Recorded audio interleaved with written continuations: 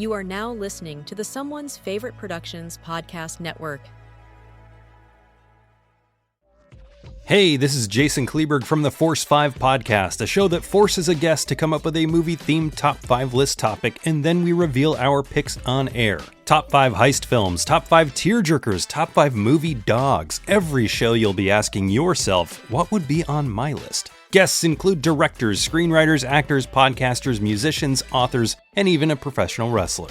Subscribe to the Force 5 podcast, and you won't just be a listener, you'll be a list nerd. The Force 5 podcast, available wherever you're listening now.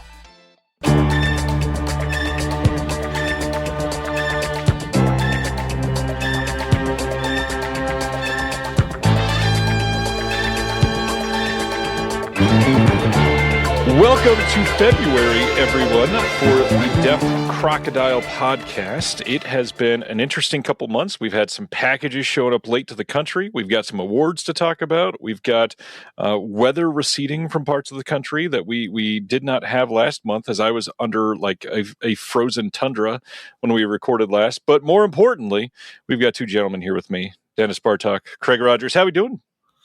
We're good. We're good. Glad to be back with you. And especially after yesterday's big Shelf Shock Rewind Awards, which you hosted, Ryan. I did, and which Deaf Crocodile, I won't say cleaned up, but won a couple awards that it seemed like you both were a bit surprised by, and were nominated for a few others, and that is always exciting. But the best pre-code silent film release was the first award that you walked out with for Student of Prague and Alrane, the double feature, and then that was pretty exciting considering it's our first silent release. It's a good start. Yeah, that's a big deal. And then of course, incredible Dave McKean art on that one. And then the other one is the small slate, which I know is a confusing thing for some people, but labels that put out 15 or less films in 1 year. The CSC voted for you guys to be the best one in the entire world, and that's got to be pretty exciting. That was kind of amazing. I think it's the last year that we're going to qualify as a small slate because we've now gotten so busy and are we're going to get bumped up into the next weight category, I guess, as they say. But it's really amazing to. Unlike boxing, though, the weight categories aren't split up every couple pounds. We went from Glass Joe to Mike Tyson immediately. Is it like a compliment or an insult to say you're heavyweights in my heart? I don't know. Yeah, no, it's just fantastic because we get to work with amazing filmmakers, amazing collaborators in terms of the contributors to the releases, like yourself and Dr. Will Dodson.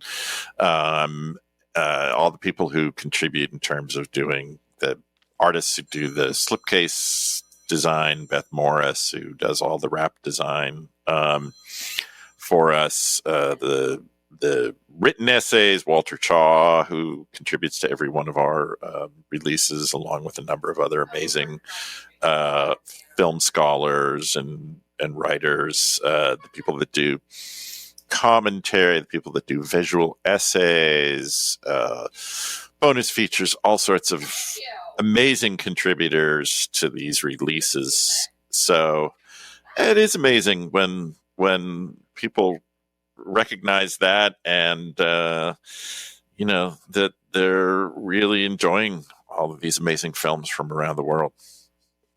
I agree. Craig, anything? No, I mean, honestly, when I was watching the show last night and like to be picked as the best small boutique label was quite surprising and pretty great. I honestly I think I was even more surprised to even see that we were nominated for best overall label. When I was like, what? I was like, there's some heavy hitters out there. So that was fantastic to even be nominated in the overall category. Yeah. We and I have to ask you, Ryan, who votes on the awards?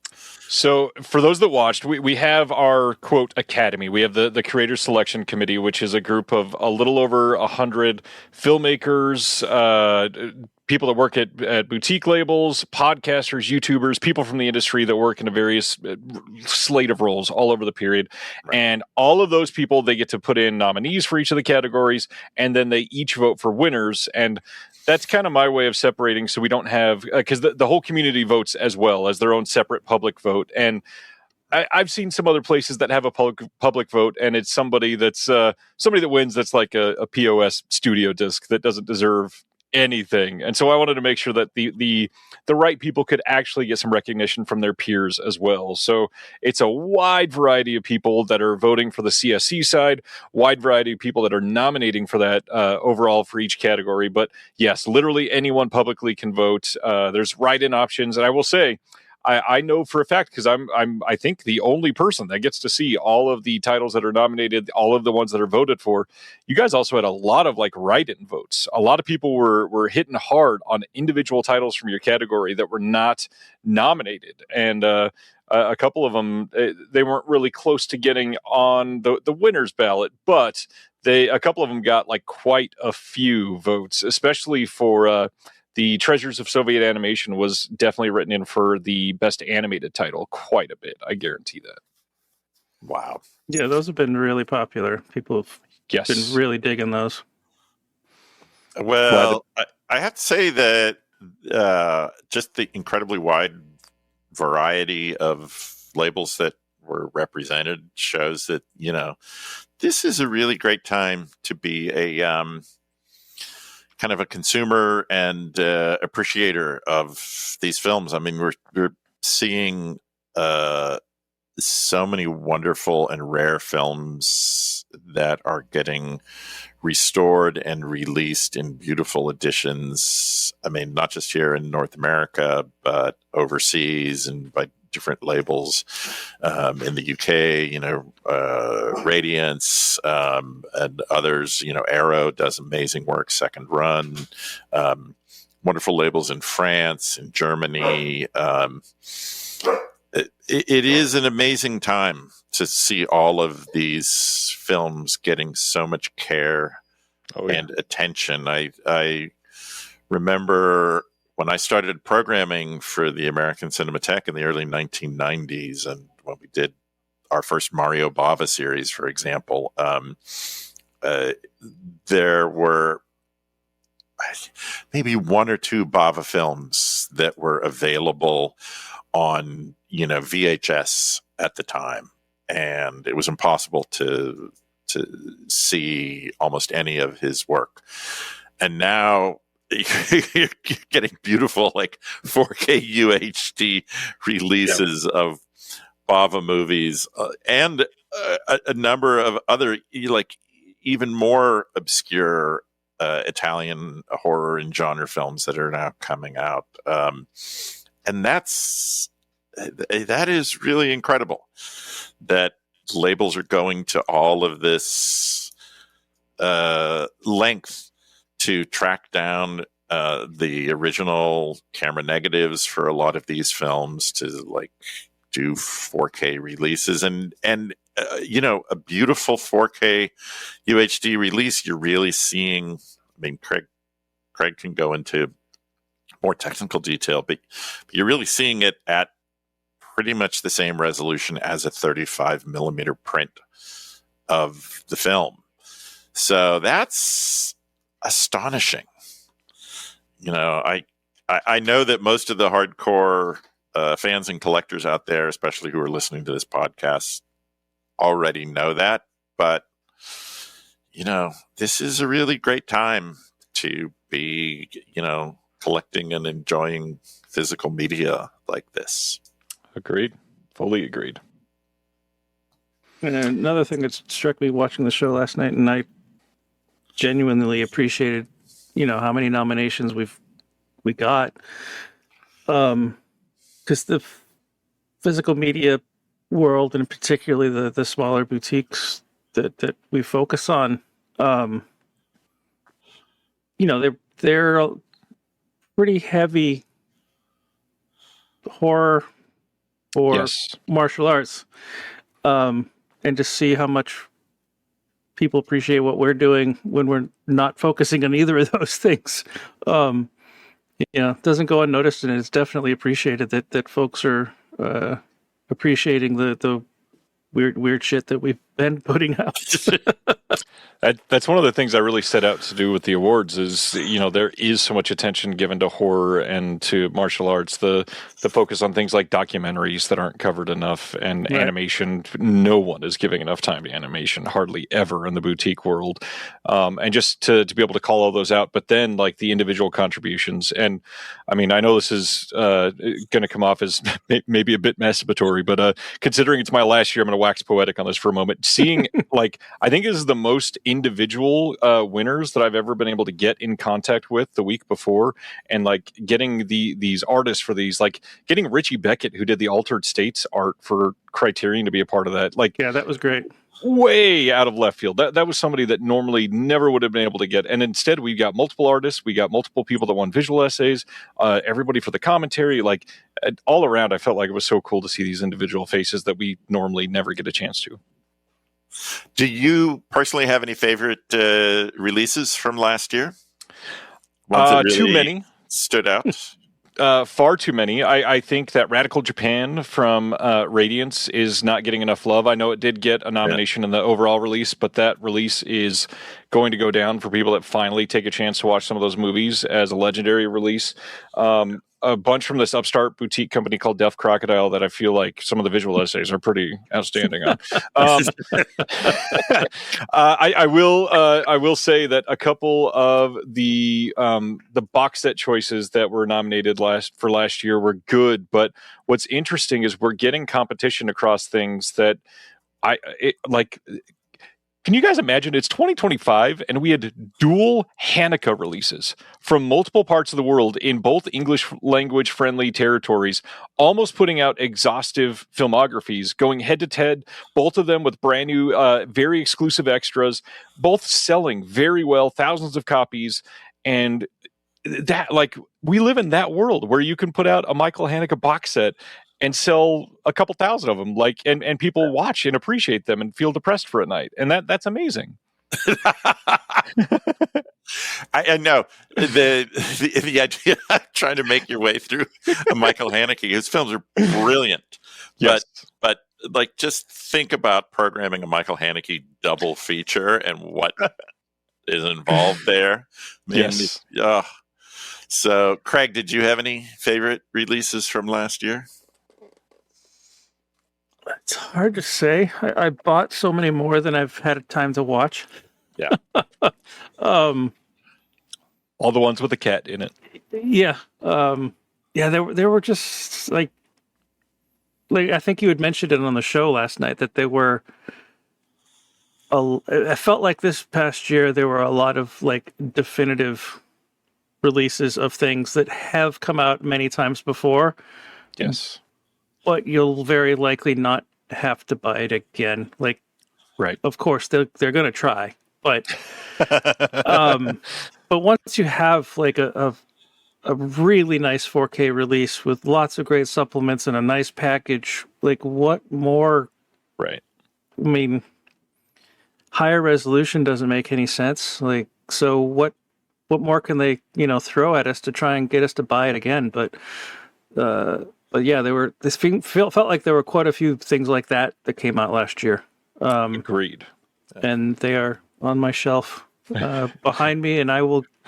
And Waiting to be watched in 2033. Yeah, the other problem is I've got so many in my to watch pile that I do try to watch the ones that I've never seen before. Mm-hmm. So some of these definitive releases are sitting there for a while because I'm like, I really should watch something I've not seen before. Although The Good, the Bad, and the Ugly is probably going to jump in line at some point pretty soon. That makes sense. Well, speaking of definitive releases, we got one hitting the shelves this month from Deaf Crocodile that I don't see how it could be topped. I actually picked up the new title that we're about to talk about. I think it was Camera Obscura in Germany that released it a few years ago in a media book.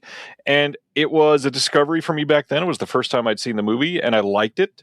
But my God, does the restoration that you completed on this movie blow that thing out of the water? So, Dennis, tell us about the world of the Dead Mountaineer's Hotel. This is one of the releases that I think we have been working on the longest. It's 7.5 years since we originally reached out to our colleague Rain Podra, who runs the Estonian Film Institute. I actually had to look it up, and we had reached out to him in, I think it was early November of 2018. This is actually before we had even formed Deaf Crocodile. And we've been in discussions with Rain and the Film Institute for a long time about trying to license and restore Dead Mountaineer's Hotel. And it was one of those instances where 6 months would go by, we would send another email. I think for a long time they were hoping to raise money themselves to... Yeah, they were applying. They were applying for like a grant or an award every year, and they wanted to do it themselves. And then so they're like, "Oh, we applied, and then they didn't get it." And they're like, "Oh, we're going to try again next year, and we're going to try again next year." And we kept saying like, "We'll do it for you." Right? Yeah, I've said this before that sometimes we're just so patient and persistent, and we just wear people down, and finally they agree to let us. So yeah, I think after at least the third year of them not getting the grant that they wanted, they were like, "All right, what do we got to do? How to get this done?" Yeah. So Dead Mountaineer's Hotel is an amazing Estonian, I guess you would call it a mystery film, but it involves elements of science fiction, of a kind of policier crime movie. It's a locked room mystery. Essentially, there's a group of suspicious characters in an Agatha Christie line up the usual suspects who are gathered at a ski lodge up in the mountains, and a police inspector is called in because a body has been found in a locked room, and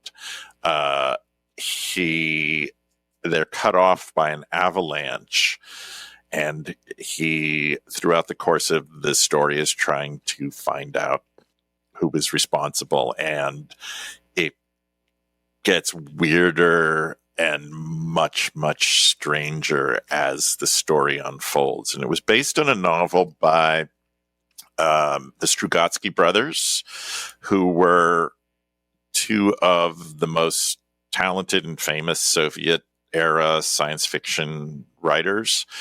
And most famous over here, they wrote the story that Andrei Tarkovsky's Stalker was adapted from, as well as Hard to Be a God. Probably their two best, or at least the two films that are best known adapted from their work, apart from Dead Mountaineer's Hotel. And for Dead Mountaineer's Hotel, they wrote both the novel and they were hired to adapt the screenplay. And it is one of the best known Estonian genre films. And we're so thrilled that we were finally able to collaborate with the Estonian Film Institute and Film Archive on restoring the film. It just screened 3 days ago. The world premiere of the 4K restoration we did with the Estonian Film Institute premiered at the Berlin Film Festival as part of the Berlinale Classics division.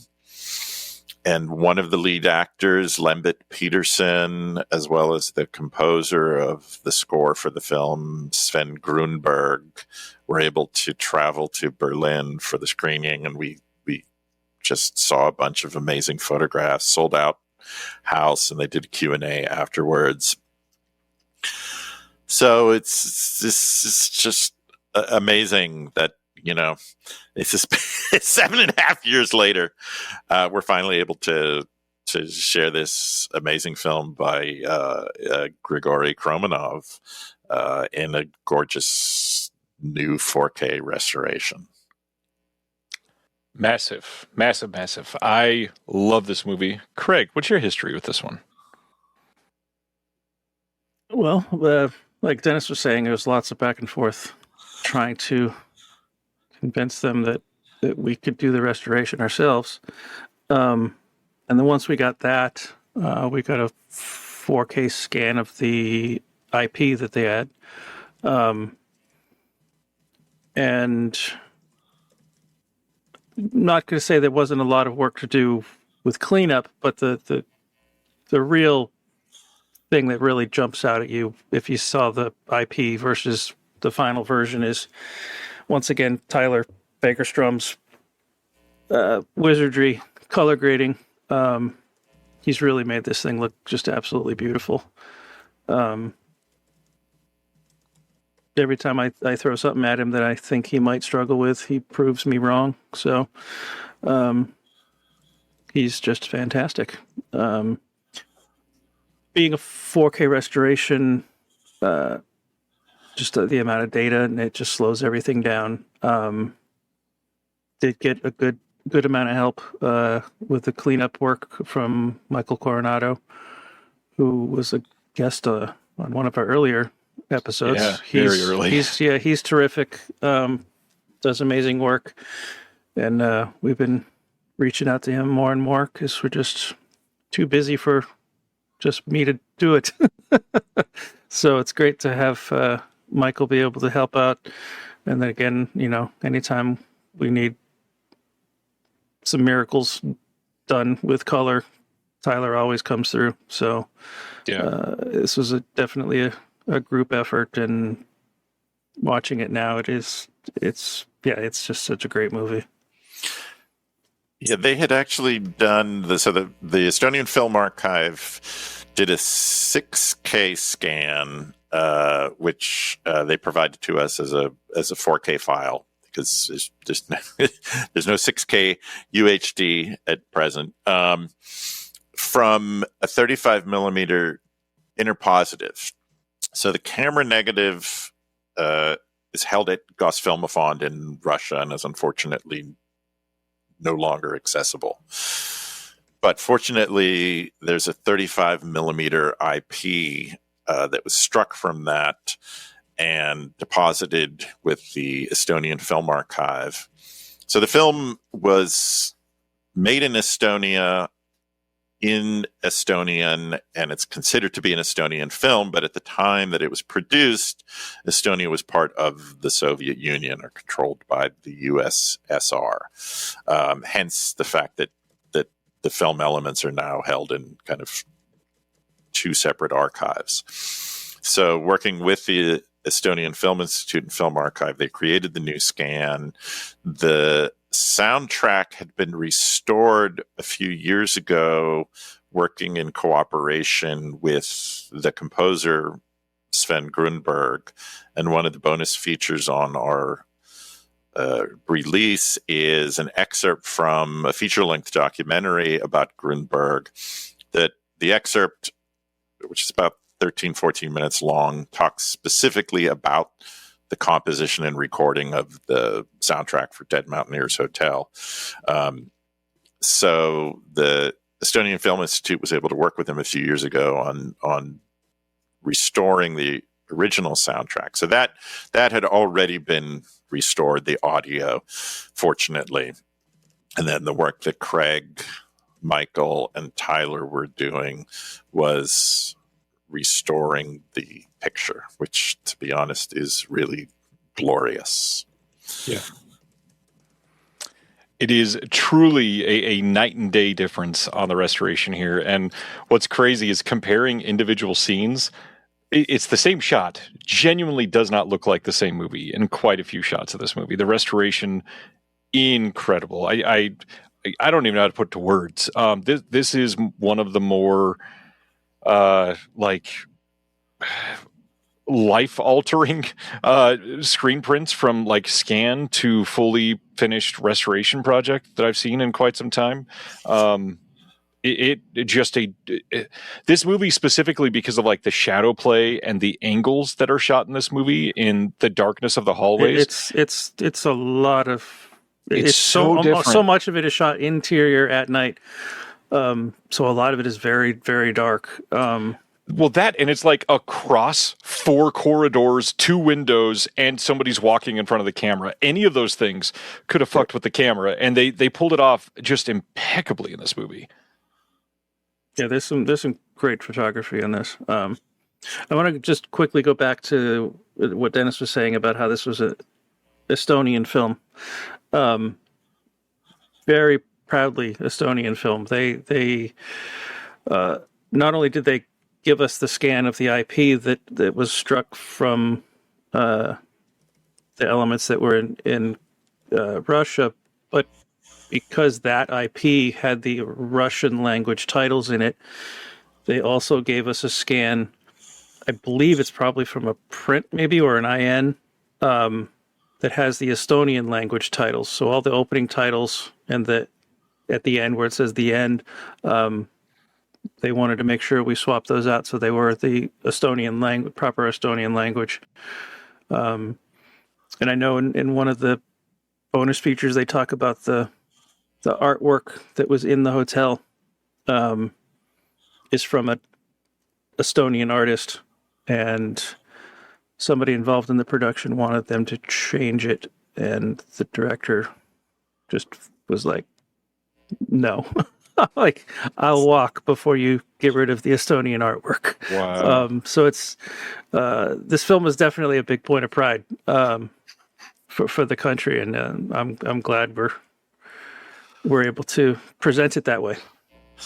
That's and incredible. it's a genre film, but it's also an incredibly strange and surreal genre film. So the director, Grigory Kromanov, he was well known in Estonia as a theater director. And according to Lembit Peterson, who's one of the lead actors, you recognize he plays the wall-climbing physicist Simone in the movie. There's a really memorable sequence where the detective comes across him literally climbing the walls in the interior of this hotel. He had remarked that Kromanov had directed, I guess, a very famous production of Shakespeare's A Midsummer Night's Dream, and Lembit Peterson himself had appeared in a highly acclaimed production of Beckett's Waiting for Godot, and he thinks that's how he came to the attention of Grigory Kromanov to cast him in one of the lead roles in the film.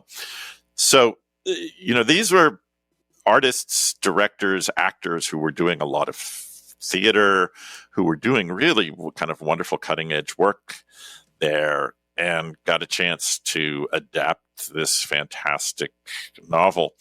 I have not read the novel in translation myself. People who have said it's one of the Strugatsky's most fascinating books, so I highly encourage everyone, if you are interested in the movie, to track down the Strugatsky brothers' work and the novel for Dead Mountaineer's Hotel.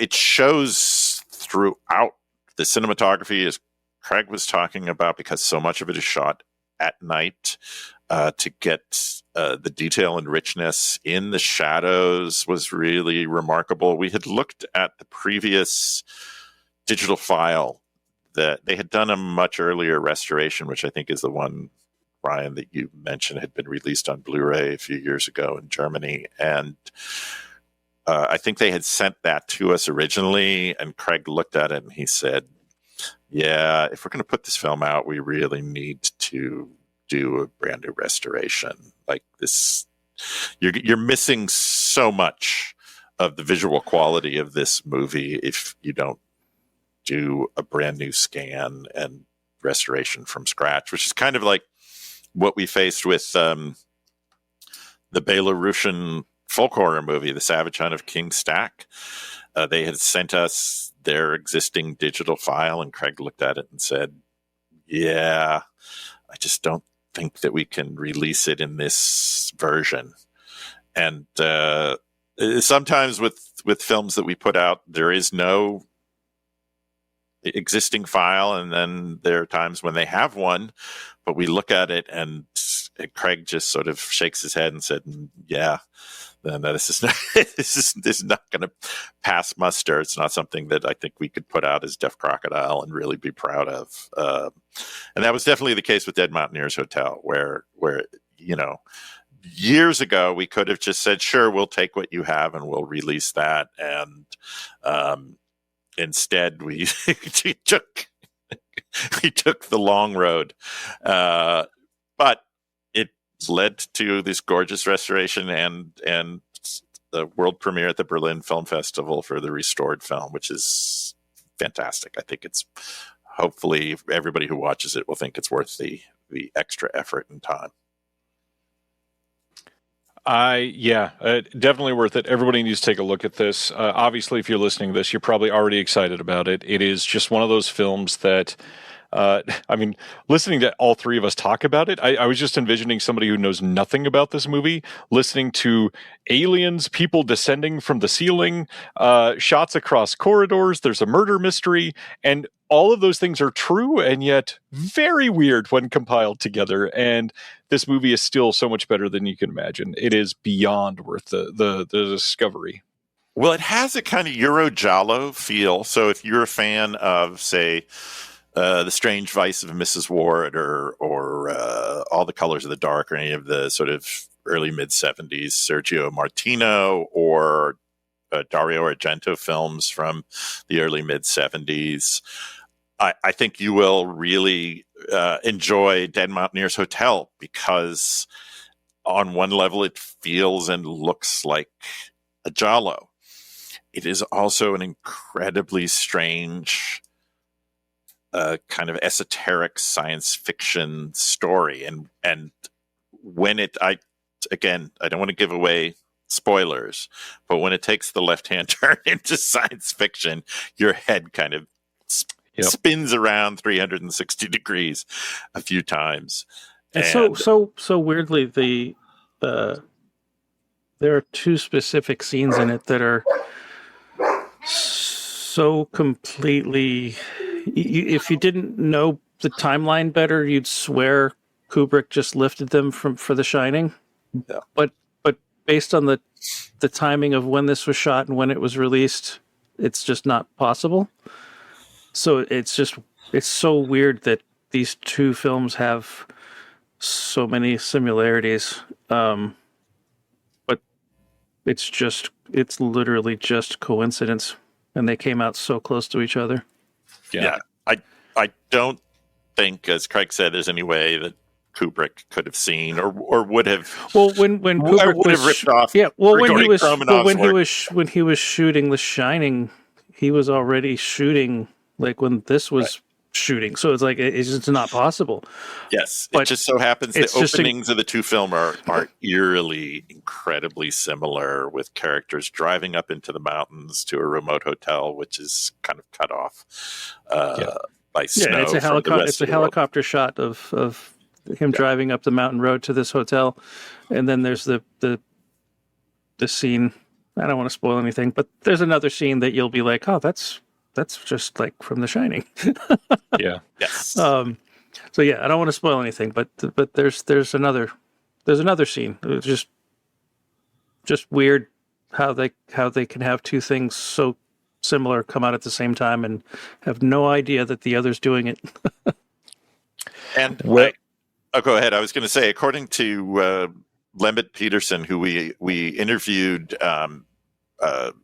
we exchanged a written interview with Lembit Peterson, who is one of the lead actors, and he said that they actually shot in the mountains near Alma Mater in Kazakhstan for a lot of those sequences where we see these incredible towering peaks and covered with snow. So it was, and again, that would have, I guess, been part of the USSR at the time when they shot the film. So, but it is an amazing kind of masterpiece of Estonian filmmaking. What's funny is you just kind of took the words out of my mouth. I was going to say, all you need to do is just contact that helicopter pilot, and we could find out exactly who they were inspired by. But you covered that. I literally know who shot the helicopter shot from The Shining. Okay, I was going to say, if you know it for Dead Mountaineer's Hotel, that is wizardry. No, not Dead Mountaineer's Hotel, but for The Shining, How do you know that? How do you know who shot that, Craig? You can't just leave it hanging there. Yeah, it was shot by Greg McGillivray, who famously went on to found Greg McGillivray Films, who started their careers in the 60s shooting surfing films, and then moved into large format. And some of the very first IMAX films were shot by Greg McGillivray and McGillivray Freeman Films, and he still works in large format today. So yeah, I've know Greg for all my years when I was at IMAX, and he famously shot that helicopter shot. Incredible. Well, let's get into the contents of this disc. First off, our box. Who is the art by on this? Anything you want to tell us about the process there, Craig? Hans Woody did the deluxe edition box art. He Incredible. Earlier did the Trapped Ashes cover for us and the Golden Fern cover for us. He had done those mostly digitally. And last year, he was commissioned to do a new poster for Apocalypse Now that was, I think it was sold at San Diego Comic-Con or something, but that was an actual painting. And so when I reached out to him, I'm like, hey, could you do an actual painting for Dead Mountaineers? And he obliged, and it turned out beautifully. It's just a great cover. It's what's that now? It's kind of subtle, but at the same time, I think it just works. Like just in a graphic design sense, like he I think he knocked it out of the park. It's just, I love it. It's beautiful. Yeah. As far as extras, Dennis, you want to cover those and perhaps how you chose who to cover this film? Well, I should also mention before we move on for the poster that I think Hans Woody did an amazing job with his poster, or the slipcase artwork, I should mention. And this is one of those films where there is a really stunning and pretty famous original poster for it that was done by the artist Ulo Emus. Or Emmus, Emmus, for the original release of the film in 1979-80. And some listeners out there may be familiar with it because it shows a man holding his face in his hands, and the top of his head is an electric outlet plug that has been unplugged, and it's the of course the European type outlet, of outlet plug, which for us here makes it that's the even stranger and more surreal. Yeah, that's the outlet. The outlet. That's the artwork they used for the that German release, and that is really stunning. I have to say that's an amazing example of fantastic film poster artwork. So there's a kind of very high bar there where there is this existing really, and it's not always the case for a lot of the films that we've put out. We would go back and look at the original artwork and go, that was okay, but it's no great shakes. So you kind of have a clean slate to start fresh. But in this case, there was this really fantastic original poster artwork Yeah, it's one of those like surreal Polish artist like movie posters that and we did discuss, do we want to try and go that surreal, kind of idea for artwork, and decided like it's they've already done that and they did it great. Like, why try and repeat that? So we took imagery from the film, and Hans did a beautiful painting from that. Yeah, it's wholly unique and incredibly creative. This sort of anguished face emerging from the snow, and then the concentric circles. When we saw what he had come up with, we were both really blown away. And I have to say, that is one of the we just got artwork today for one of our upcoming releases from the artist, and it's always really wonderful to see what they come up with and how they interpret these movies. And I have to give enormous credit to Craig, because he, for the most part, is the one who will identify the artists, and then he'll usually share their portfolio or their online website and say, what do you think? Do you think this would be a good match for this release? And I think Hans did a fantastic job. Again, he's done three now. with big competition from that original poster artwork. I think he did a phenomenal job with the slipcase, and I think Beth Morris's design for the wrap, which is very minimal, but I think is really it works really well, eloquent, and does a great job. It's similar to the simplicity of the idea being like the King Stack standard edition that she did. That's just perfect. Like, it doesn't need any more. It's like I think she's kind of gone the same way with the Dead Mountaineers standard edition artwork, and it's simple, and if you added anything else to it, it would take away. Yeah. So in addition to the beautiful artwork, we mentioned that there's an excerpt from Riho Vostrick's documentary called Bonus Track from 2016 on the composer of the film, Sven Grunberg, and that excerpt talks about the composition of the score for Dead Mountaineer's Hotel. There is an amazing visual essay by someone named Ryan Verrill and Dr. Will Dodson of Someone's Favorite Productions called Snow Job, a routine investigation into Dead Mountaineer's Hotel. Brian, maybe you'd like to talk a little bit about that. Not to remain coy, but kind of no. This is one of those movies where it's almost better to not reveal a lot of this stuff, because it is sort of like an unpackaging of a deeper story every time something weird happens in this movie. So check it out. Every time. Well, I should have said this for better marketing. I apologize. Every time you turn a corner in the hotel, you discover a new mystery to unfold. I think that is a beautiful way to put it. I also think this is a film that is going to reward repeat viewings, because 100%. It is very dense and twisty in a great, almost kind of literary sense. So I encourage people to watch it a couple times. And I think the more familiar you become with the plot and the various machinations, the more appreciation you'll have for it. Plus, you're going to want to see that big fluffy Saint Bernard more than once.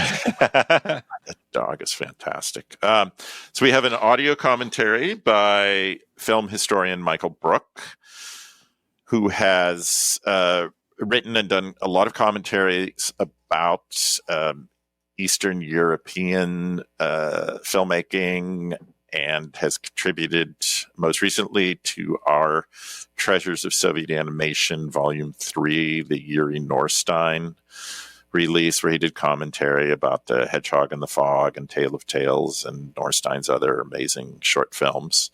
So we were very excited to be working with Michael again.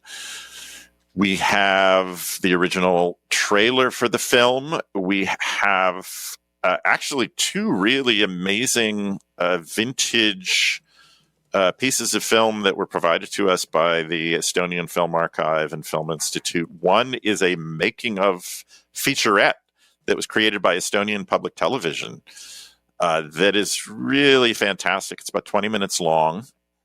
I think the other one that sort of this brings to mind is we got a wonderful sort of making of on The Unknown Man of Shandagore, which this is not actually dissimilar to in terms of being a really kind of surreal, amazing visual experience and a kind of mysterious labyrinth.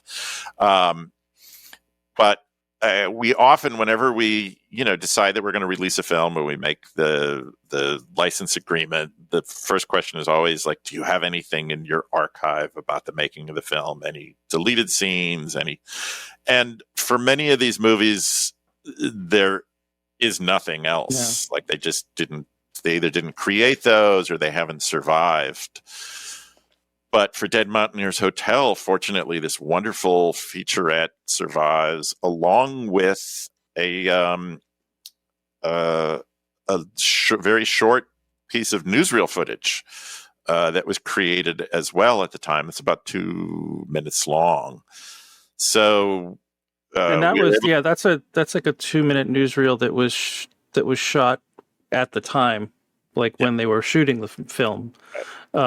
The featurette looks like that was probably made. Do you know the year on that? It looks like it's probably like late 90s that might have been made. Yeah, they interview people that worked on the film then. So, right. So that's a much later featurette looking back, whereas the newsreel is that was made when they were making the film. Right. As I mentioned, we have a written interview for the booklet with one of the lead actors, Lembit Peterson, which is fantastic. We have 3 essays, one by Walter Chaw, who contributes to all of our releases, which is really wonderful. Another by film historian Michelle Kisner, who has begun contributing to some of our releases. In fact, she's contributing to another one upcoming that we're super excited about, we just received recently. And then Soviet and Eastern European film scholar Peter Rollberg also contributed a fantastic essay. So there's a lot of wonderful background in those about the director, Grigory Kromenov, who was well known. He had, as I think I may have mentioned, he did a cult movie called The Last Relic, which is a sort of adventure medieval treasure hunt movie, which was really interesting. It's a really entertaining film that was well known in Estonia, and I think for many years that was kind of his best known movie, along with Dead Mountaineer's Hotel. So there's some really fascinating background about Kromenov's career and about the production of the film, as well as about the Strugatsky brothers' career as novelists. And there's even a fascinating discussion of a video game that was adapted from Dead Mountaineer's Hotel, which is really amazing. So the afterlife of some of these stories is pretty fantastic. So I encourage everyone to dig into the booklet for this, because it's got some wonderful material. Hell of a release. This is great, and we'll be shipping by the end of March. And speaking of shipping, probably a good time to mention the fact that we had a couple bottlenecks, and those all seem to be behind us now, it sounds like, right? Almost behind us. For the most part, yes. Yeah, it's just a perfect storm of issues that have caused delays, going back to, titles being delayed from manufacturing took longer, and then they got here late, and then we needed to move warehouses. So unfortunately, some of the folks that were waiting for those delayed titles had ordered other stuff that was now boxed up and being shipped from one warehouse to the other. But but we're getting very close to having the new warehouse, everything unpacked, everything inventoried, and full steam ahead, getting all the delayed orders shipped out ASAP. It's. I'm sure people are frustrated that some of their stuff is taking a very long time to get to them, but I can assure you they're no more frustrated than we are. Like we do everything we can to get a really good quality product shipped safely and quickly to you, and we've made a bunch of changes to try and make sure that continues. So moving forward, we should be back on track, things releasing on time and getting shipped to you quickly. So thank you, everyone, for your patience. We've had a lot of emails where people have, been saying, "Hey, where's my order?" And I have to say, almost everyone has been really, really supportive and understanding, and it's really appreciated. It is. We literally had to ship hundreds and hundreds of boxes from one warehouse on the East Coast to the Midwest. And we knew that this was going to be tough because at a certain point, you just have to pack up all of those thousands and thousands of units of our releases and ship them out, and then they're received at the new warehouse, and then they have to be unpacked and inventoried. So there's light at the end of the tunnel, amazingly. And then, of course, in the middle of this, we have new shipments arriving of the latest releases, like White Son of the Desert and Krakatoa, and now Hair High and Song of the Miraculous Hind, the wonderful Marcel Yankovic film. Are also going to be shipping out very, very soon by the time people hear this. So not only are we still trying to transition and move all of the older inventory of the nearly 50 titles that we've released, but now we've got new inventory that's coming in constantly, and reprints of titles. So it was a massive effort for everyone involved. We want to thank all of the people on both ends that made this happen, and especially everyone who's been so patient. So we will be back up to speed soon. And we have hired some additional temp help to get through this last push to get things out the door as quick as possible. So rest assured, we are doing literally everything we can to get everything out as soon as possible. Sounds good to me. Not only that, it's been an important time behind the scenes because Craig has had an influx of pet pictures sent to him based on our new social media rep, Chris Sanko, who's been wonderful so far. I think somebody posted in the Discord that hiring the social media guy was worth it, if for no other reason that we've just got this regular flow of pet photos coming in, and I couldn't agree more. It's just you have a stressful day, and then you look and there's 10 more photos of people's pets, and it's washes the stress away.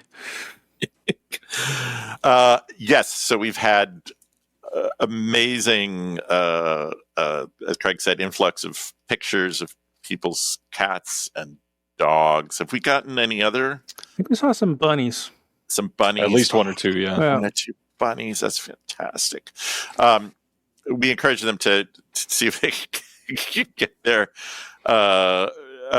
furry animal friends to pose with their favorite Deaf Crocodile discs. And as predicted, we got a lot of Felidays. Yeah. We got a lot of kitties with Feliday, with Cat City, with Tamala 2010. Yeah. There seems to be a theme here.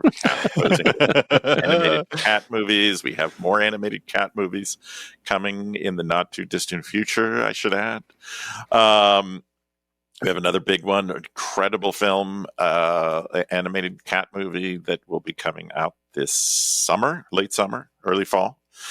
We've got at least 2 more signed, and we've certainly got at least 2 more we've been digging into trying to track down. So Yes. Yeah. Didn't start intentionally, but now it's very intentional. Yes, now it is intentional. Yes, we encourage people to send us recommendations of animated cat films because we love them so much. So, Please put that in the subject line of the email. Animated cat film found inside. Craig's already opened it. You haven't even sent the email yet. That's yes. One of them, I think it wasn't quite sight unseen, but we were like, yes, we have to get this right away. This must happen. So, yeah, that is super fun to see, and it's great also to like see people with their pets, I mean, and I'm everyone who has a pet and loves their pet loves showing off photos of it. Like, it's true. So it's win-win. Like, both sides are thrilled. They're like, hey, look at my kitty or look at my dog. And we're like, yes, please send more. This is an easy transaction. I will say yes. I know every time my wife goes looking for a photo on my phone, she's like, you realize you have nothing but really silly photos of our husky and our 2 kitties. Like, okay, more photos, more husky photos, more kitty photos. So there are no photos of the kitties and the husky together, I will say.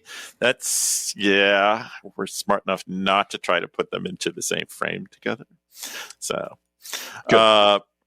but yeah, that's super fun. And Chris has been doing a fantastic job. He's been spending a lot of time on Letterboxd. He loves Letterboxd, as do we. So he's been posting some lists that we've been sending to him of favorite films or films that we'd love to rewatch. So if people listening to this out here are into Letterboxd, keep checking because I know a lot of cool stuff is going to be turning up there. I know he posted some interview questions that he had done with Craig and some lists and stuff.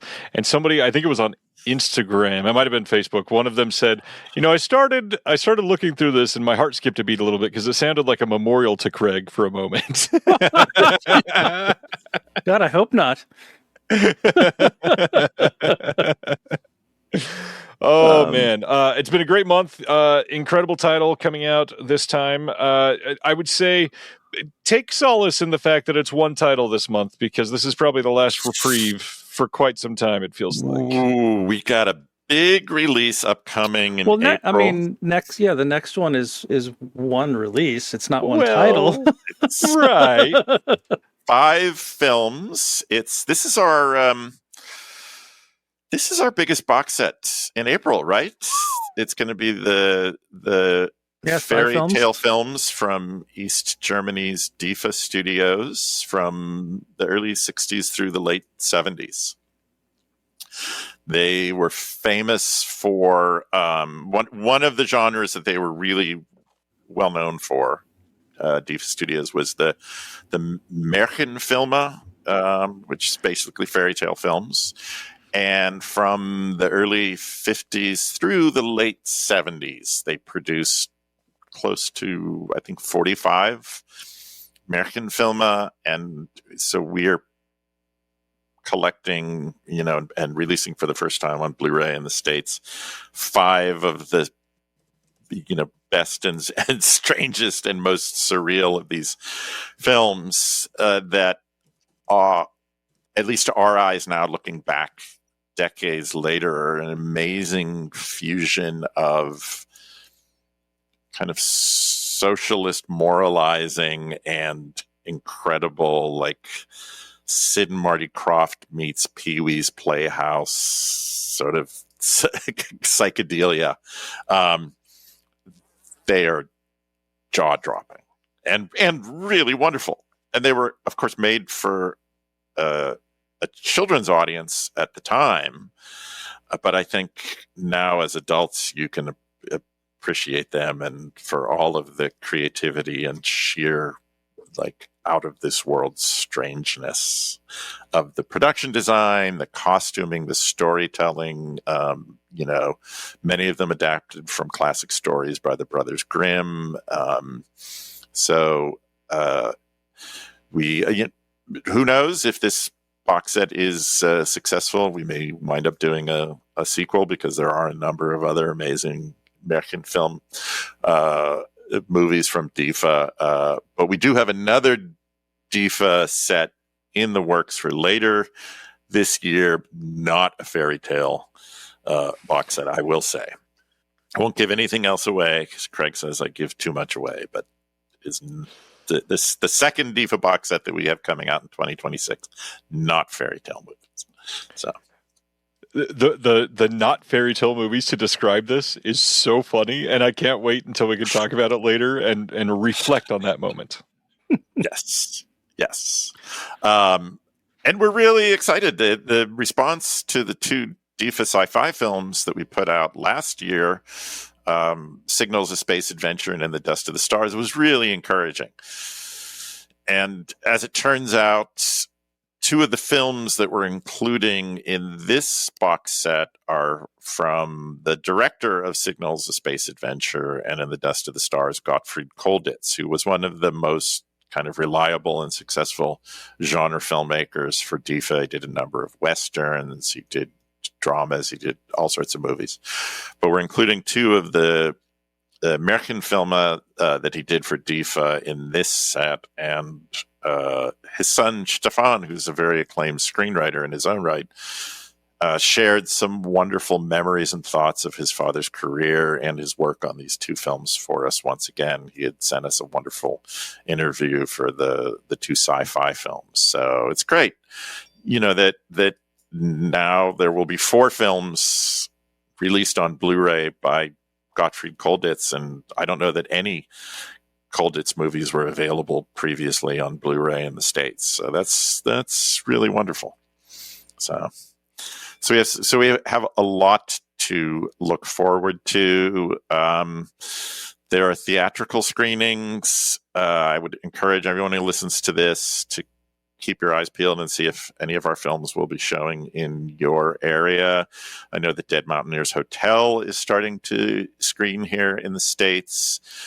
There are screenings upcoming for Sharam Mokri's Black Rabbit, White Rabbit, which I got to say, it shouldn't be too much longer, and we'll have a link right on our website, like where you can see stuff on the big screen. We're working on sorting that out so we can have that right on the website. Yeah, we are super excited. I have to say, if there's a sleeper release upcoming for us, it may be Black Rabbit, White Rabbit. We adore Sharam Mokri's work.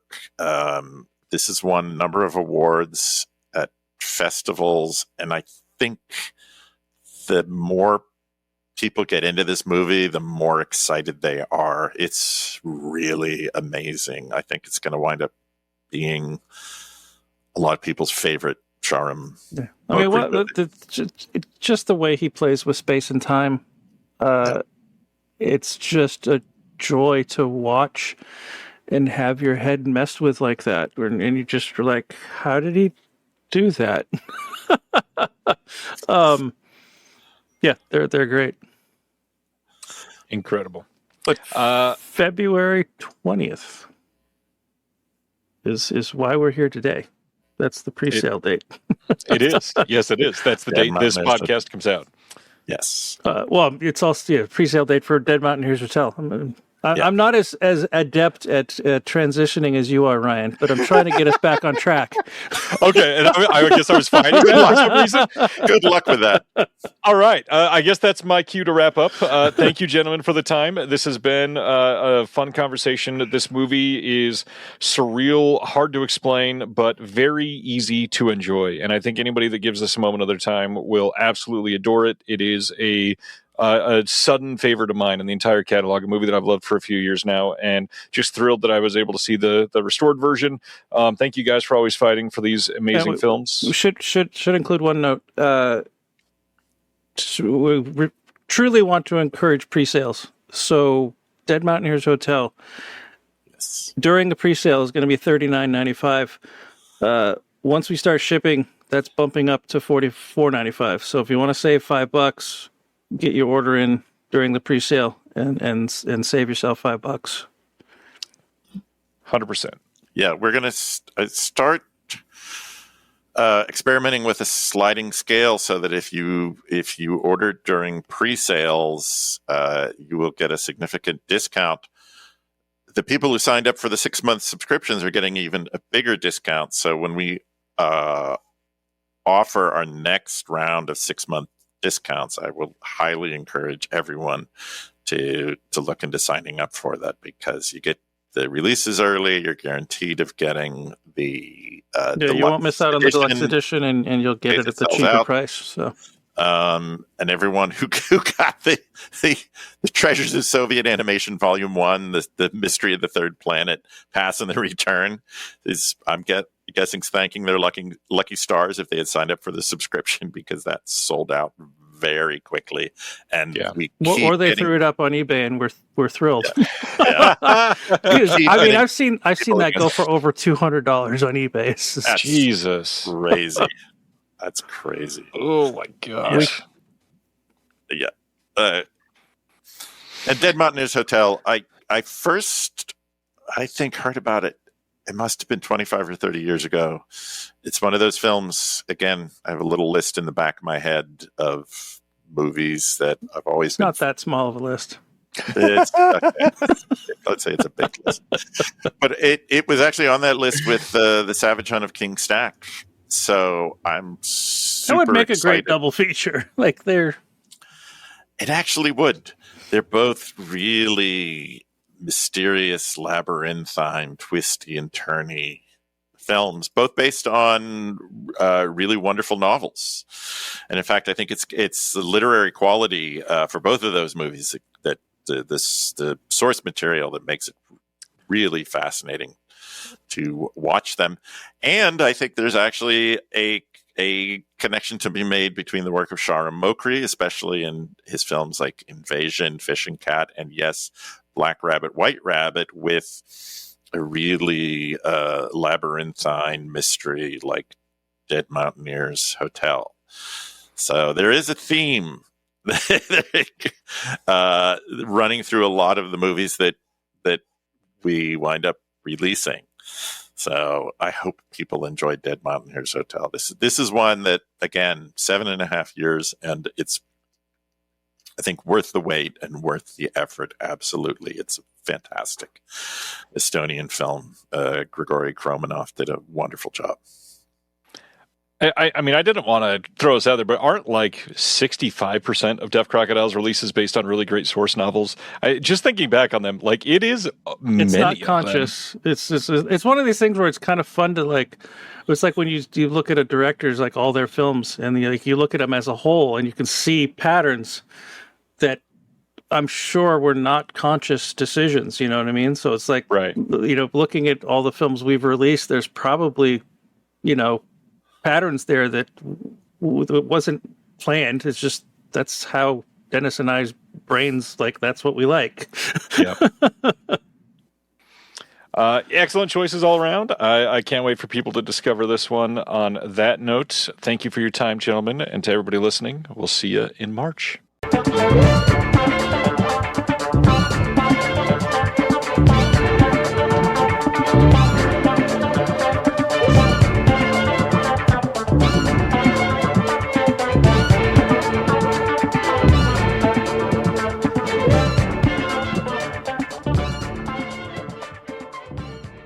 Hello, my name is Kevin Tudor, and I'm one of the 3 hosts of Almost Major, a film podcast dissecting many major indie studios and the films they release. Every week, myself, Charlie Nash, and Bryden Doyle discuss overlooked, forgotten, or bona fide classic indie films via studio-specific miniseries. We've previously covered numerous films from Artisan Entertainment, Lionsgate Films, and New Line Cinema. Titles including The Blair Witch Project, American Psycho, Dogville, But I'm a Cheerleader, Saw, Requiem for a Dream, and Ringmaster, the Jerry Springer film. Anyways, we have a fun time every week, and we hope you will join us. Subscribe to Almost Major wherever you get your podcasts. Now proudly a part of the Someone's Favorite Productions podcast network.